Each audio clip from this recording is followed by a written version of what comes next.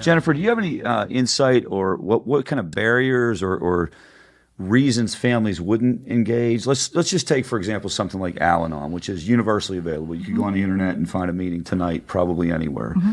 What, in your perception, what keeps people from going to something like that?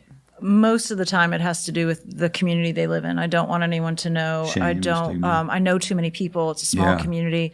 I don't have this problem. It's his problem. That's a big one. Yeah, it's this, and it's you're insulting me to even say that. So I mean, I've tried to do everything, and now I'm the one that has to go get help. Yeah. And then because of the mindset of the family, part of the problem is as they enter what is the treatment for them, the behaviors that have been a part of their relationship start to come out. They hear the meetings through the eyes of, wow, that person really needs to be here. Or, whoa, that person, and so they go right into that helping kind of mode of the very people that are there telling their story.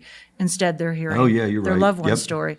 So that's right. That's a great point. So they go and they'll be like, yeah, those meetings are great for the people that really need them.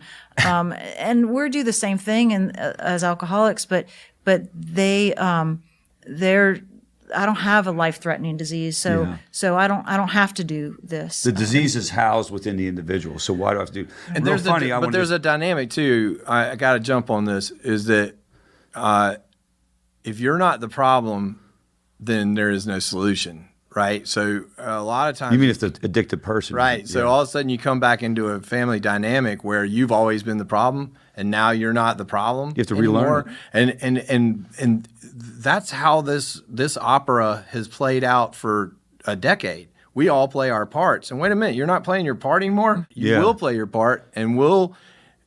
Who said you could change? Subconsciously, we will surround you right back on the same stage until you start playing your part again. And that speaks to families that can't respect having no alcohol in the house, but you also have when you hit the nail on the head. But we have to acknowledge that that's every family, with or without addiction, right? Sure. So like we all kind of find our roles and our scripts and how we do things.